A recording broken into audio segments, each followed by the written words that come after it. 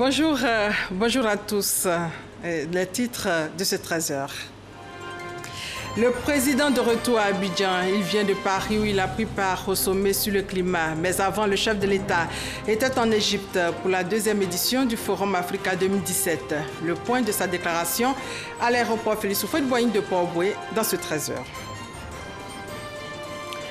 Et puis, cette remise de véhicules aux forces armées de Côte d'Ivoire, l'objectif est clair, permettre aux forces de défense de veiller à la sécurisation des fêtes de fin d'année.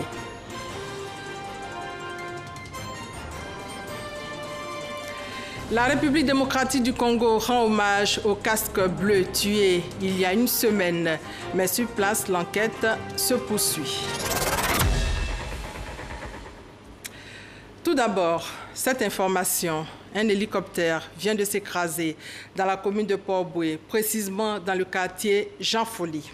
L'accident a fait 4 blessés, 3 occupants et 1 riverain. L'hélicoptère civil est tombé sur le toit d'un commerce.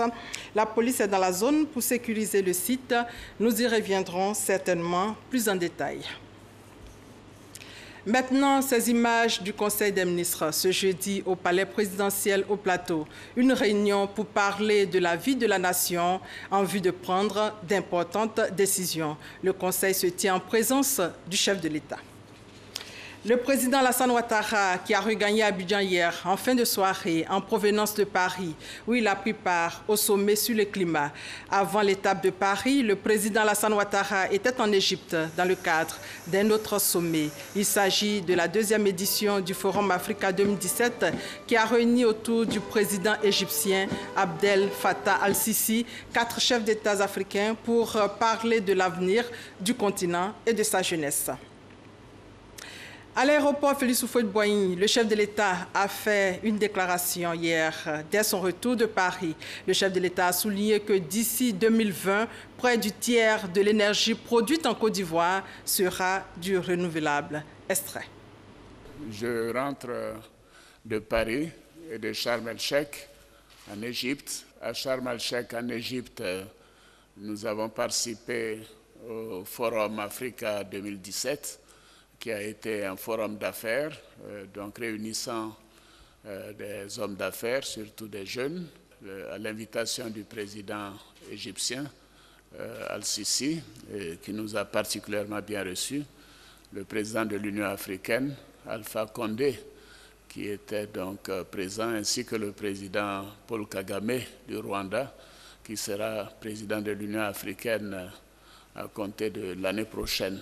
Y participait également le président de Somalie et le président de la Commission de l'Union africaine. Ce fut un forum d'échange et nous avons eu à faire une présentation. Ça a été très bien reçu par les uns et les autres et nous sommes heureux que, surtout après le sommet Union africaine-Union européenne, nous ayons pu donc profiter de cette occasion pour recevoir les félicitations des uns et des autres, et notamment des chefs d'État qui étaient présents. Nous avons eu un entretien bilatéral avec le président Al-Sisi concernant la coopération, notamment dans le domaine militaire, dans le domaine de la police et également dans le domaine du renseignement. L'Égypte a été frappée par des attaques terroristes. Le dernier en date, c'était le 24 novembre, quand il y a eu plus de 300 morts. Et c'était une occasion de présenter nos condoléances et aussi de lui donner tout le soutien du peuple ivoirien par rapport à cette situation. Nous avons convenu d'avoir des échanges plus poussés et surtout qu'il puisse effectuer en temps opportun un voyage officiel en Côte d'Ivoire. Nous avons été très bien reçus et je profite de cette opportunité pour remercier à nouveau le président Abdel Fattah al-Sisi et le peuple égyptien pour l'hospitalité particulière et chaleureuse dont nous avons bénéficié. Après l'Égypte, nous sommes allés en France, à Paris, pour participer au sommet One Planet Summit organisé par le président Macron, et je dois dire organisé par lui-même parce qu'il tenait beaucoup après la décision des États-Unis de se retirer donc de l'accord de Paris. de montrer que le reste du monde est engagé et rassemblé autour de l'accord de Paris. Et surtout qu'à peine 2 ans après l'adoption de l'accord de Paris, au lieu que la température maximale dans le monde soit en baisse ou ne soit contenue à 2 degrés, l'augmentation au cours des 18 derniers mois est plutôt autour de 3 degrés et demi. Ceci veut dire que nous sommes vraiment en danger avec cette situation d'augmentation très forte de la température et de l'émission de gaz à effet de serre et par conséquent les uns et les autres devraient prendre des engagements pour essayer de contenir cela. Et ceci a été remarquable. Malheureusement, les grands pollueurs que sont les États-Unis, la Chine et bien sûr l'Inde n'étaient pas représentés au niveau approprié. Les États-Unis, je ne sais pas si les Américains étaient représentés, mais nous avons tenu à l'occasion des échanges entre chefs d'État sur la scène à indiquer à quel point pour les Africains cette situation nous pénalise parce que nous sommes les plus fragiles. J'ai d'ailleurs eu l'occasion de faire une interview sur CNews où j'ai indiqué l'injustice, l'inéquité de cette situation qui pénalise les pays africains et notamment des pays comme la Côte d'Ivoire, que ce soit dans le domaine forestier, la réduction donc de nos forêts, que ce soit dans le domaine de la production de l'énergie. Maintenant, nous sommes obligés de nous concentrer sur les énergies renouvelables et bien sûr tous les effets donc, du réchauffement climatique, de problèmes donc, des érosions côtières, le problème des pluies abondantes, de situations intolérables pour les populations aussi bien rurales qu'urbaines. Nous avons insisté sur le fait qu'il faut ces financements pour les pays africains pour nous permettre de nous concentrer sur les énergies renouvelables. Je constate en tout cas que pour notre pays, nous faisons des bons spectaculaires avec l'inauguration du barrage de Soubré et nous considérons que d'ici 2020, à peu près le tiers de la production d'énergie en Côte d'Ivoire sera de l'énergie renouvelable, y compris l'hydroélectricité, ce qui est tout de même une performance importante. Et nous considérons que ces financements doivent aider les pays africains, mais les petits pays insulaires, parce qu'autrement, certains de ces pays pourraient disparaître de la carte du monde. C'était l'occasion de rencontrer plusieurs chefs d'État qui étaient présents en vue de la préparation du sommet de la CEDEAO qui aura lieu donc vendredi et samedi à Abuja. Donc je tenais à faire ce compte-rendu pour dire que nous avons été bien reçus comme toujours en France. Nous avons eu de bons entretiens avec la plupart de nos homologues, aussi bien africains que d'autres pays. Et nous sommes donc de retour pour un conseil des ministres demain. Et après ça, bien sûr, nous nous rendrons à Abuja pour le sommet de la CEDEAO qui aura lieu le 16 décembre. Voilà, et ce matin, il y a eu le Conseil des ministres. Le chef de l'État a regagné donc Abidjan hier. À Paris, dans une interview accordée à une chaîne de télévision, le chef de l'État a évoqué les enjeux de la lutte contre le réchauffement climatique. On fait le point avec Abiba Damblé-Sawi. 23 minutes de franc-parler avec habileté. Dans cette interview accordée à la chaîne de télévision française CNews, le président Alassane Ouattara n'a esquivé aucun sujet brûlant du moment. Comme tout d'abord, la question du réchauffement climatique et le retrait inattendu des États-Unis de l'accord de Paris, chose que déplore le chef de l'État ivoirien. Je félicite le président Macron. Dès la décision du président Trump, il a énoncé la position de la France, qui est la position de tous les pays comme les nôtres. Nous sommes victimes et nous considérons que les grands, les États-Unis, la Chine, l'Inde, etc., doivent contribuer à faire baisser donc la température et ne pas l'augmenter au-delà des 2 degrés. C'est l'engagement qu'ils ont pris, c'est les gouvernements démocratiques. Ce qui est fait par un gouvernement doit être appliqué pour les autres. On nous dit, nous, de le faire, mais pourquoi pas les autres? Actualité oblige, le drame vécu par des milliers de migrants en Libye s'est invité dans le questionnaire du journaliste Jean-Pierre Elkabbach. S'il condamne de nouveau ces faits, le président Alassane Ouattara invite la justice internationale à se saisir du dossier. Il y a des enquêtes en cours. Ceux qui ont commis ces crimes doivent passer devant la Cour pénale internationale. Il faut des mesures fortes. Mais qui va saisir la Cour pénale? L'Union africaine peut saisir la... Eh bien, qu'est-ce qu'elle attend pour le faire? Mais elle va le faire. Mais écoutez, chaque institution a son rythme. Mais l'Union européenne devrait le faire aussi. C'est choquant, je trouve. Je n'ai pas de mots pour qualifier cela. C'est inqualifiable. Vous dites des crimes? C'est des crimes. Moi, je trouve que c'est des crimes contre l'humanité et ça doit faire l'objet de jugement devant la Cour pénale internationale. Que pense le chef de l'État de la volonté de son homologue français de rompre avec la tradition de la politique africaine de la France? Vous savez, nous sommes un des pays, si vous prenez notre budget, le financement extérieur, y compris les dons de la Banque mondiale, du Fonds monétaire, de l'Union européenne, l'aide bilatérale, etc., ou le soutien bilatéral, ne représente pas 20% de mon budget. Mais dans les autres pays, dans beaucoup de pays africains, c'est 50%. Non, c'est important de le dire. Donc moi, la France-Afrique, ce n'est pas mon problème. Quand nous avons des problèmes, nous, de financement, nous allons sur les marchés internationaux. À la question de savoir s'il sera candidat en 2020, le président de la République répond ceci. Je prendrai ma décision en 2020, je l'ai déjà dit. C'est-à-dire vous pourriez continuer? Je prendrai ma décision en 2020. C'est-à-dire vous pourriez continuer ou ne pas continuer? Je prendrai ma décision en 2020. Mais vous savez, j'ai 3 ans devant moi. C'est les 3/4 d'un mandat d'un président américain. Et le président Alassane Ouattara de préciser à Jean-Pierre El-Kabach sa priorité pour le reste du quinquennat. La chose la plus importante pour moi, c'est de m'assurer de la sécurité et de la stabilité de mon pays. Et tous les sacrifices sont nécessaires pour arriver à cet objectif. Une poignée de main après un langage de vérité qui n'a ménagé aucun dossier sensible de l'heure. Le temps est ainsi donné à quelques semaines de l'entrée officielle de la Côte d'Ivoire au Conseil de sécurité des Nations Unies en qualité de membre non permanent. Et voilà, le chef de l'État est rentré et ce matin, il a présidé le Conseil des ministres. Le ministre d'État, ministre de la Défense à l'école de gendarmerie d'Abidjan, Ahmed Bakayoko, était là dans le cadre de la remise de 50 véhicules tout-terrain aux unités d'intervention des forces armées de Côte d'Ivoire et de la gendarmerie. Ces véhicules permettront aux forces de défense de veiller à la sécurisation des fêtes de fin d'année. Herman Guivé. Sur la place d'armes de l'école de gendarmerie d'Abidjan, une 50aine de véhicules de type tout-terrain sont exposés.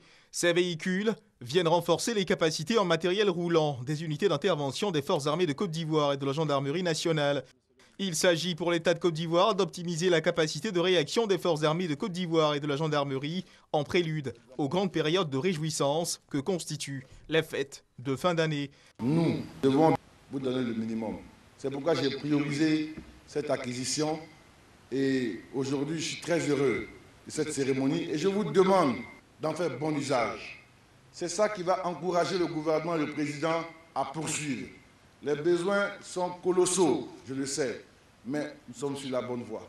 En retour de cet acte, en cette période de fin d'année, je vous demande de tout mettre en œuvre pour que les Ivoiriens puissent passer ces fins d'année dans de bonnes conditions.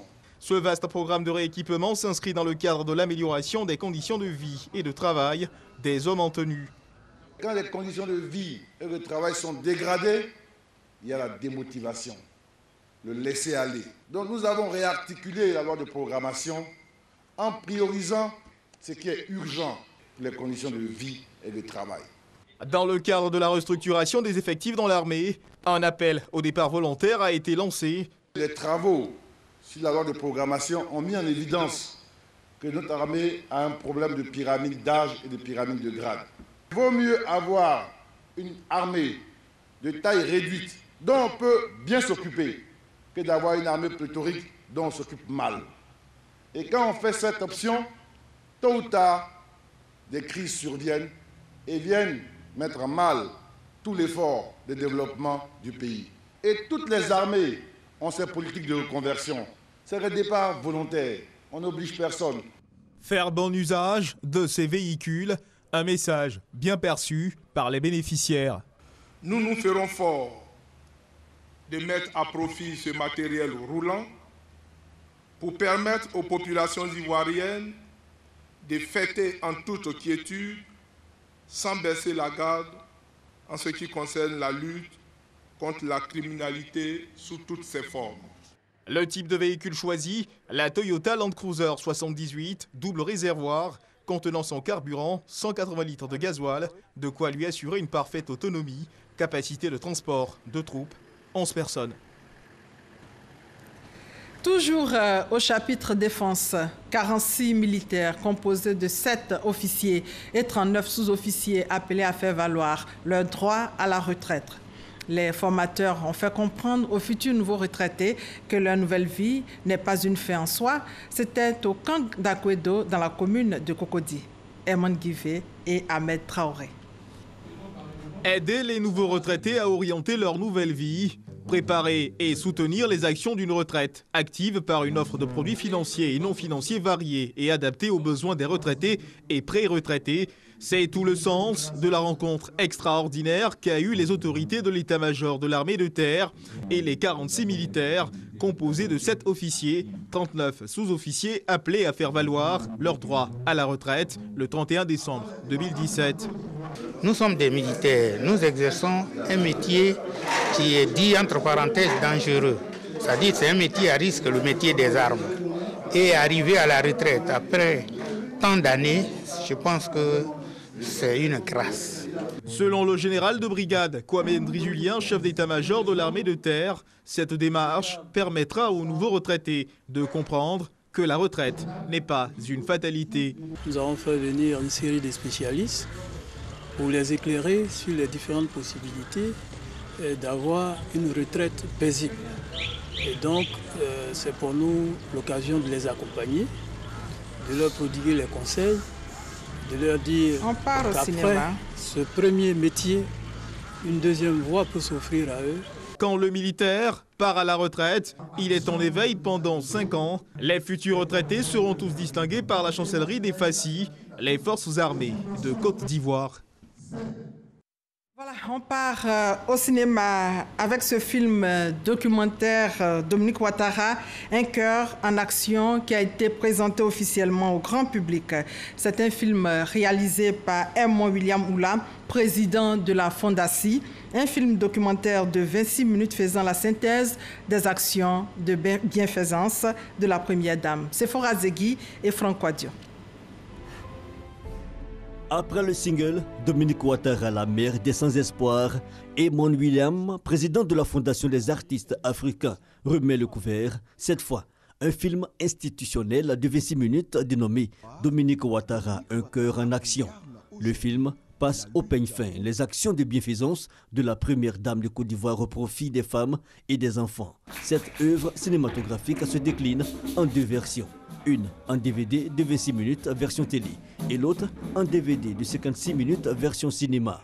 La dernière version actuellement en tournage sera distribuée selon l'auteur lors de caravanes qui seront lancées dans toute la Côte d'Ivoire. Des DVD ont été gracieusement offerts à tous les invités. Toujours au cinéma, la grande première du film Diaoufoué, film lancé à l'Hôtel Ivoire, film coproduit par la RTI qui montre un pan de la vie d'Houphouët-Boigny, premier président et bâtisseur de la Côte d'Ivoire moderne. Issa Yeo pour plus de détails. Diaoufoué, un film d'animation pour retracer une partie de la vie de Félix Houphouët-Boigny, premier président de la République de Côte d'Ivoire. Ce long métrage de la structure Africatoon, coproduit par la radiodiffusion-télévision ivoirienne RTI, met en exergue l'intelligence et la clairvoyance d'un homme politique qui a marqué son époque par ses actions de développement. Pour ceux qui ne me connaissent pas, je suis Félix Houphouët-Boigny, le premier président de la République de Côte d'Ivoire. Houphouët est un exemple pour nous tous parce qu'il a joué d'une grande persévérance.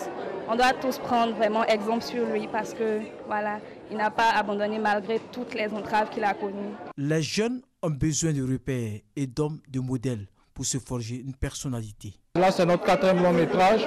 Et donc, pour ce 4e-là, on a décidé de travailler sur le premier président de la République de Côte d'Ivoire, le père de la nation, Félix Houphouët-Boigny. Voilà. On s'est essentiellement focalisé sur son enfance, voilà, jusqu'à ce qu'il parte à Dakar et qu'il revienne de Dakar. Il y a quelques mois, nous avions un documentaire, Abidjan, quand la ville se révèle. Aujourd'hui, c'est du cinéma d'animation avec Africatoon sur une des icônes de notre pays, je dirais même la plus importante, le président Félix Houphouët-Boigny. Et il nous paraissait naturel d'accompagner Africatoon dans cette œuvre. C'est une première œuvre, bien sûr. Nous espérons dans le futur être plus ambitieux et nous pensons qu'il vaut mieux commencer avec cette première étape et dans le futur, nous pourrons être collectivement de plus en plus ambitieux. Les personnalités saluent les initiateurs de ce film, non sans leur proposer de poursuivre sur les autres aspects la dimension de l'homme politique.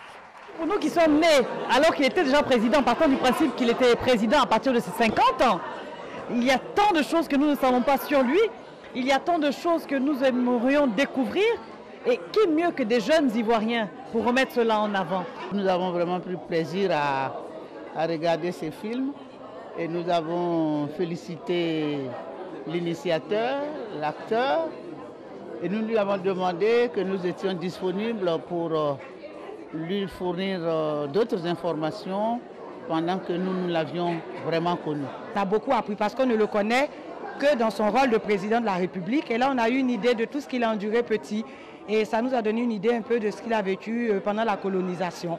On a beaucoup aimé. Et pour les enfants, c'est très instructif. C'est un film qui va permettre aux jeunes générations d'apprendre à connaître ce qu'a été le président Houphouët-Boigny. Vous savez, très souvent, les paroles s'envolent. Vous voyez, tandis que là, ce sont des images qu'ils ont vues et une image reste plus souvent ancrée dans le mental, dans le cerveau, que de simples paroles. 70% de la Côte d'Ivoire a moins de 35 ans et la plupart d'entre eux sont nés quand Houphouët-Boigny était mort. Donc ils ne le connaissent pas. Il faut peut-être maintenant passer à une autre étape, prendre des scénaristes confirmés, prendre des acteurs confirmés, ou pourquoi pas faire ça sous forme de feuilleton qui pourra être diffusé d'abord sur la RTI et ensuite dans d'autres médias à travers le monde. Il y a des films sur Nelson Mandela, il y a des films sur Gandhi, pourquoi pas des films sur Houphouët-Boigny.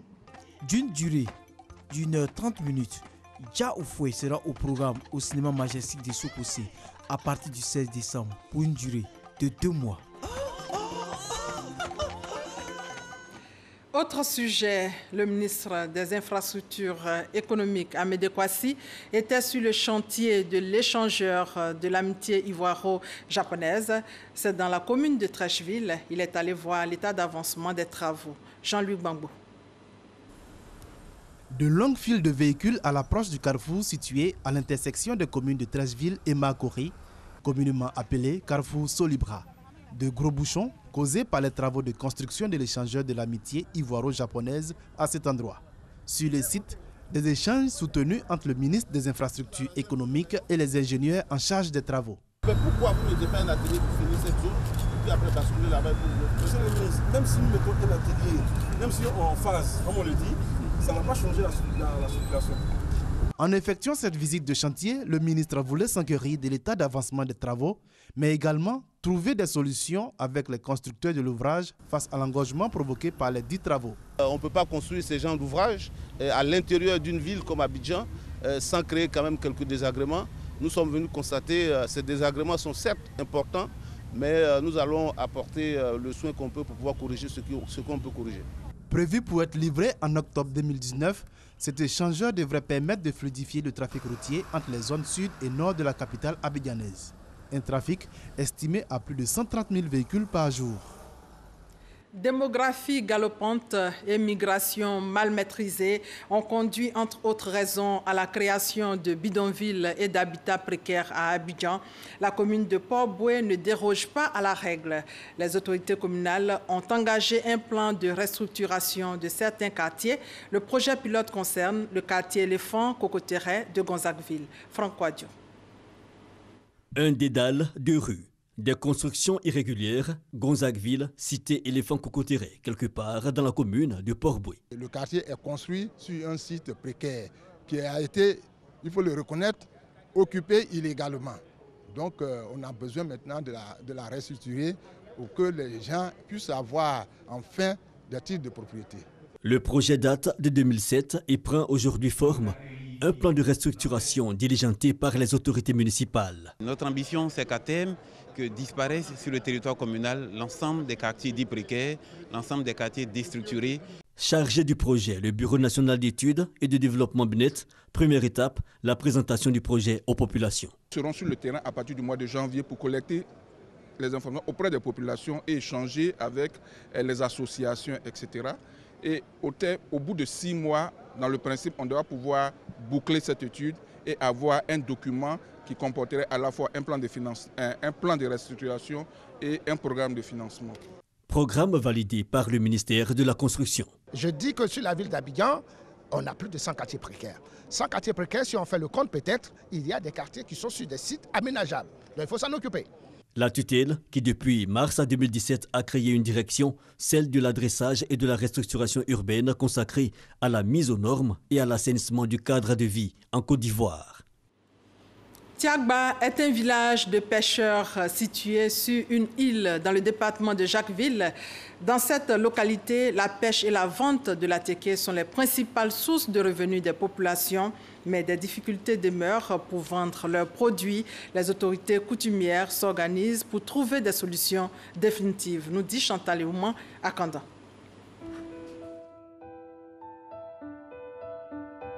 Dame Eugénie Alobo est l'une des rares femmes qui pratiquent la pêche à Tiagba. Dès l'aube, elle quitte sa maison pour vaquer à ses activités quotidiennes.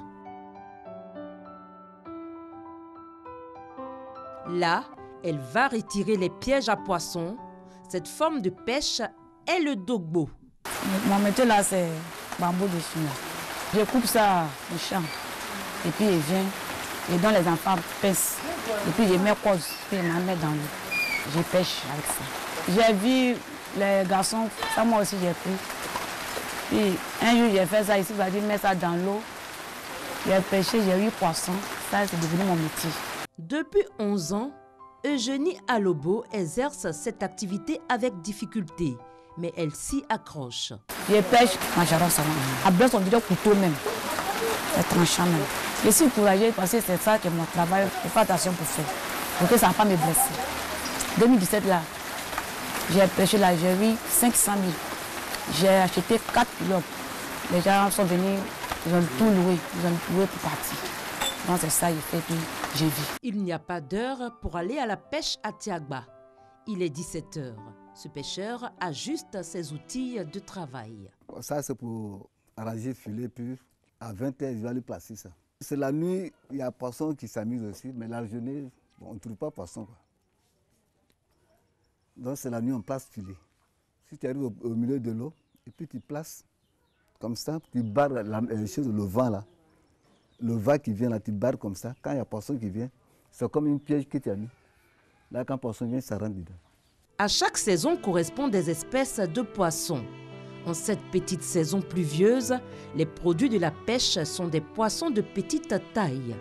Par souci de préservation des ressources halieutiques, les jeunes du village sont organisés en comité pour la gestion des réserves. Ces réserves sont des espaces délimités par le village pour attirer plusieurs espèces de poissons. Le village a 3 réserves, c'est-à-dire nous nourrissons les poissons. Les personnes qui ne sont pas dans la réserve sont obligées de rentrer dans la réserve pour avoir de quoi manger. Ça fait que dans la réserve, il y a toujours du poisson. Si la pêche elle est bonne, nous pouvons avoir 50 000 francs, 60 000 francs. C'est une activité rentable. La réserve permet au quartier d'avoir les moyens d'aider les plus démunis. À côté de la pêche, les populations de Tiagba cultivent du manioc qu'elles transforment en atéké. L'écoulement des productions du village sur d'autres marchés est organisé par la coopérative des femmes du village. On a une coopérative, je prends que de la ticket, poisson frais, poisson fumé, tout ce qui se passe à Tiagba, c'est moi qui transporte ça à Abidjan. Parce que cette voiture que j'ai aussi, pas une nouvelle voiture, cette occasion, ça me fatigue aussi. Souvent, les femmes bagages restent sur la route. Mais comme on n'a pas de moyens, maintenant on vient mercredi, on se retrouve jeudi, et on vient vendredi, on se retrouve samedi. Par exemple, si on arrive ici à Tiagba, quand on prend des bagages, quand ça va sur la route, qu'il y a un panne, c'est fini. Toutefois, la coopérative des femmes de Tiagba entend être plus forte, mais cela passe par des aides. Nous, les femmes Tiagba, on demande aide au gouvernement et nous a aidés, on veut un peu de sommes pour travailler, c'est ce qu'on fait. Donc les femmes prennent manioc, et mais dans des machines, on prend pour presser le manioc là avant de faire, et puis voiture pour transporter à Abidjan. La pêche et la tiéké sont des activités génératrices de revenus considérables à Tiagba. Cependant, une meilleure organisation. Voilà, c'était la première information de ce journal. Un hélicoptère s'est écrasé à Port-Boué. Et là, nous avons Herman Guivet sur place. Herman, bonsoir.